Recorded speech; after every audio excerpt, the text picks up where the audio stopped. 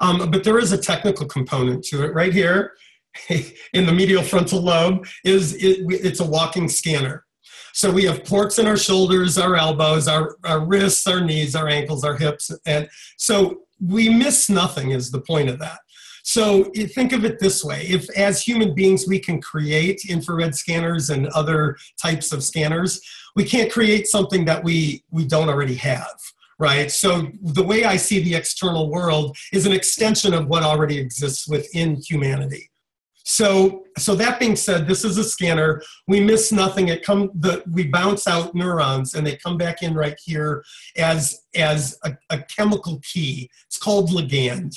So a ligand chemical key, they come back in each shape and size based on what we're scanning, including people and including what people carry with them neurologically.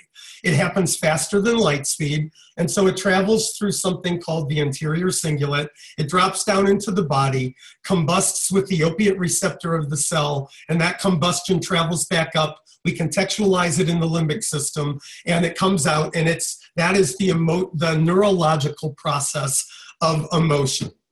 So it comes out as our view, and that keeps moving, and that is constant, faster than light speed, so that we have things like touch, feel, smell, hearing. That's the structural component. So when you go to my Physicology page, you'll see an Infinity 8 in the image of it.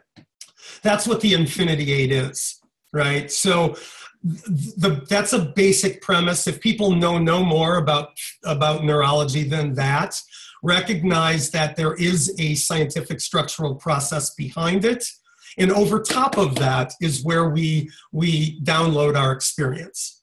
So the hard drive, what I believe to be true, we come in with all human before us and our own experience that we've come in to download into our body, and then we create it, right? So all of the traumatic affects that I shared about my early life were downloaded into my body, and then my life has been about bringing them conscious and putting meaning to them, right? And that particular process is what I believe we all do.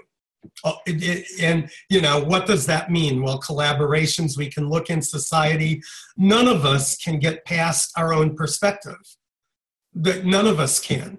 Like I can talk to you about yours, like you said, that we have a difference in some ways. I'd be curious as to what that is, because I love that stuff. That shows me that you are thinking and that you have some structure with yourself that I find to be vital, right? Because these are the things that are collaborative. That's what I mean by the space between.